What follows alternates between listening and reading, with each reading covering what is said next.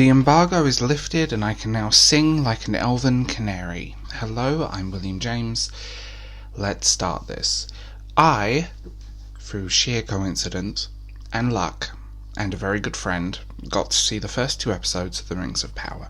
I've been dropping hints in several of my videos, and I do love the fact that people just completely bounce over them. I find that interesting. By the way, there is a special place in hell for my knees after standing for over 2 hours watching this debacle. That's not a fun experience. Anyway, let's start the review, kind of. I'm keeping this as spoiler-free as possible, for the simple reason, plot points and details, I don't want to be that person, but I will be going into the writing, the structure and characterization. You're in for an interesting ride. The book rights for this cost $250 million alone. What did they get for that? Not much. This is a, air quotes, prequel based on the appendices of the novels, the notes dumped to the back of Return of the King, which chronicle a millennia of tangled history, and are stories that take place over that course of time. What did they actually get for that, and how did they use it? They didn't. They have rights to this material, but they've actually used very little of it, other than basic plot threads and basic character narratives. The rest of it is entirely original.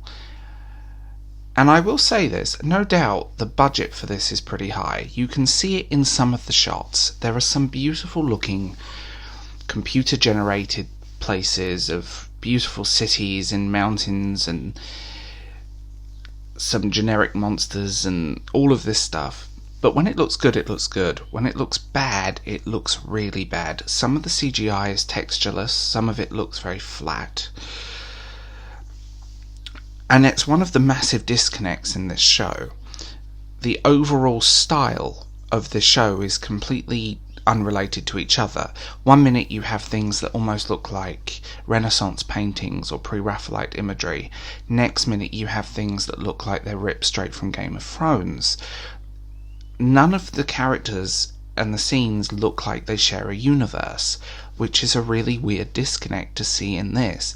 It's almost as if there are about 3 different people doing the art style, and the inconsistencies with the art style are fascinating. There's nothing that grounds it. They've also gone for a much more high fantasy approach in terms of costume and design. The costumes, when they look good, but a lot of them look very cheap. I've picked up on this before. Printed on armour, printed on chainmail, 3D printed pieces that obviously are extremely light and weightless. The same with the swords, and a lot of the weaponry you see in this film is a weird mix of very heavy looking pieces, but most of it looks, again, 3D printed and weightless.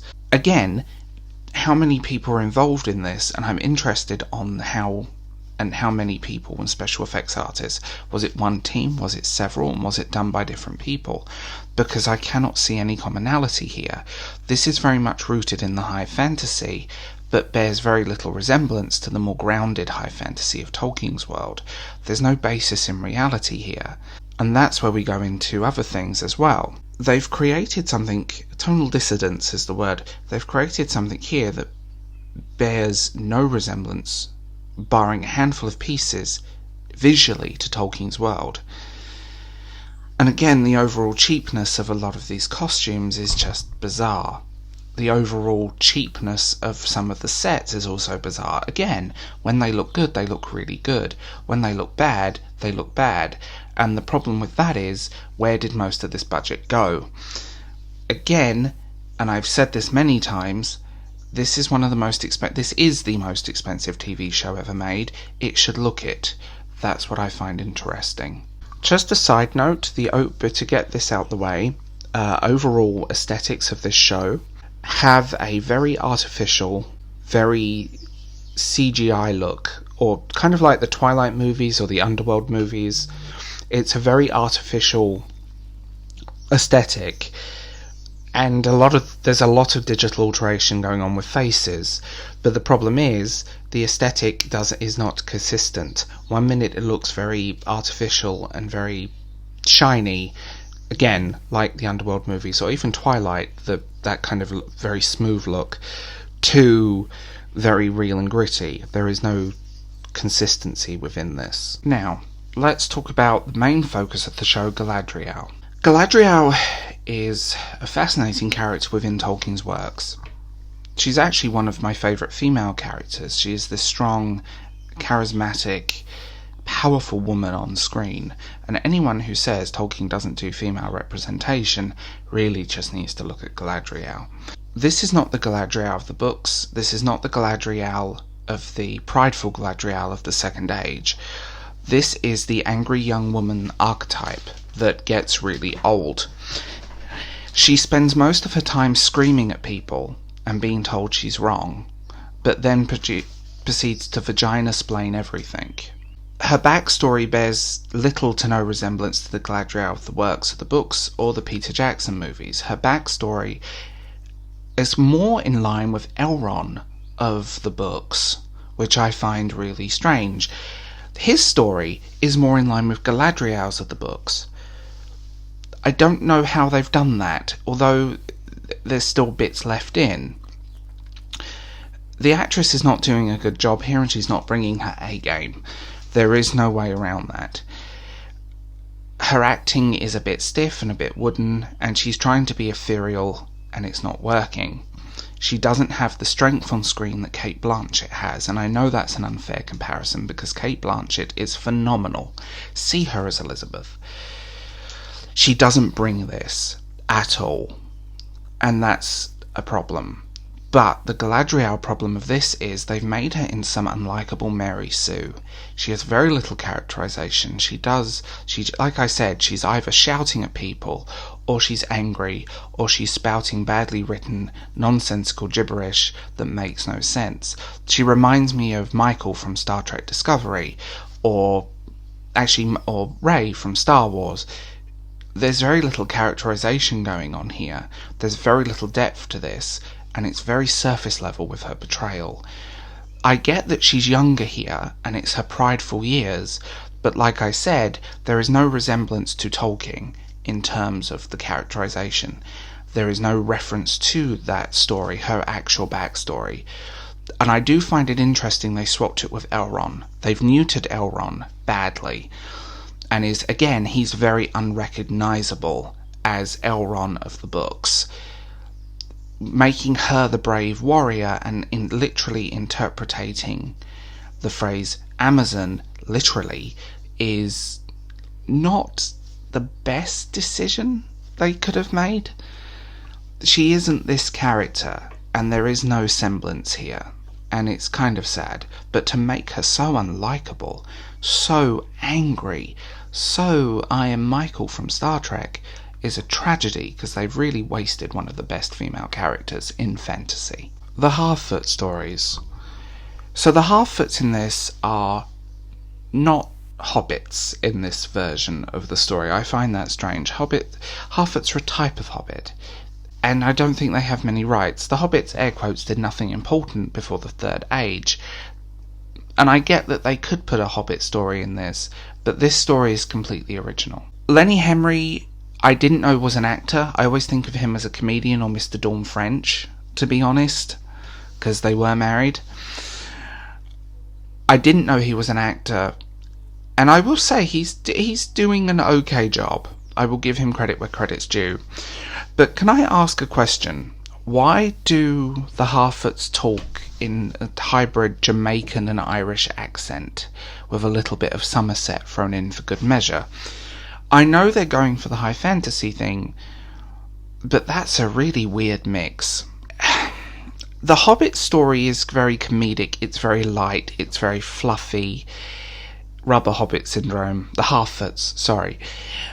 And they're trying to be whimsical and cute, and again, the tonal dissidence. A lot of the comedy that they're doing and a lot of the more slapstick stuff is very juvenile and doesn't feel like a Hobbit role. The costumes, the style they're wearing is again not applicable to Tolkien. That's going to be a common theme of this video. There's very little of Tolkien's portrayal of hobbits. Hobbits are creatures of comfort. They aren't people that walk around in dirty clothes, dirty hair with acorn garlands. They are creatures of comfort, and it's kind of a sad state to see this. They've pulled in a lot of Polish and a lot of English and a lot of oddly Swedish and Scandinavian culture into them, where again they should be purely British. They're kind of like little farmers. Again, no semblance to Tolkien. Lenny Henry does an okay good, trying to be whimsical and cute, but it just comes across kind of random. Also, some of the lines they deliver are very not great. And I mean that. Ultimately, this show feels more like Game of Thrones. It's very slow, very plot heavy, and not multiple plot threads. The original characters I didn't want to bring up, partly because they're original characters. There's no comparison to Tolkien here. The problem is, these characters also exist to fill the gap left by the characters they didn't have rights to. They're also trying to replicate the Lord of the Rings storyline slightly, an epic journey across Middle-earth, which, in fairness, a lot of the Second Age stuff is, but they are literally ripping off those character dynamics and those moments, so we're bringing in those elements. This story cannot be read as canon to the books in any way. It's its own canon, or to the Peter Jackson movies. It's very distinct and it's very separate. Stylistically and tonally, this has more in common with Game of Thrones, including how it's plotted together and many other things. You can tell that they were going for this kind of Game of Thrones socio-political epic journey across Middle-earth. The timeline compression isn't doing this many favours, and I've mentioned that in other videos. Again, laying hints that no one picked up on. Maybe when people see it and they watch those videos back, they will. The timeline compression isn't doing this any favours. There's no depth to this story. It reminds me very much of the Shannara Chronicles, that god-awful MTV thing they made a few years ago, based on the books by Terry Brooks, including just the characterization and tonal dissonance that it has, between light and fluffy to very dark and ultra-violent. A lot of everything feels very ethereal and very light. Weaponry, weight, costumes. A lot of it is literally drawn from their heads, and you can definitely tell when there is a lot of green screen. Some of the sets were not sets, they're just standing there on green screen Once Upon a Time style. The issue here is that this is trying to be everything and nothing at once. This show doesn't know who it's for. This show doesn't have any audience in that sense. It doesn't know if it's for hardcore fans, it doesn't know if it's for the casual fans, and it doesn't know if it's just for the general public. It also doesn't know if it wants to be an adult or a children's show. Again, tonal dissidence. The characters, everything is built up, and like I said, it's such a mixed bag. When it looks good, it looks good. When it looks bad, it looks bad. There is this very weird, cheap vibe to it, and a Greco-Roman aesthetic as well, which I can see working, but given the fact that this story and these characters and the original characters are literally archetypes ripped from other Tolkien material, by the way, they've literally borrowed elements from other characters that are real in the books to put onto these original characters, because again they exist purely to replace who they don't have the rights to. This show does absolutely nothing new. It doesn't know who it's for, and it's several hours of my life, including travel, I will never get back. I even have a Rings of Power Kit Kat box here, which is ridiculous. I might put that on eBay. This show doesn't know who it's for. It doesn't know what it wants to be. It doesn't know how to be a Tolkien show, and it doesn't even do Game of Thrones well. Like I said, it bears more in common with the Chronicles of Shannara than anything else. or the Shannara Chronicles, depending on which side of the Atlantic you're on and what channel you're watching it on. Overall, this is a very expensive catastrophe, and it's interesting seeing people's reaction now that we can talk about it. And I'm going to lay a hint in, because I can't go, again, specific plot points I cannot go too far into. I might get sued if I do, to be honest. There are references to Tolkien's work, but they are purely references. It's like watching a horror movie and they do a nod to Alfred Hitchcock. I'll put it that way. I didn't recognise this story. I didn't recognise these characters as Tolkien. I didn't recognise what they were trying to do. And if it was an original fantasy series, I would probably be a lot kinder. But there is better shows out there. The House of Dragons is a better show than this.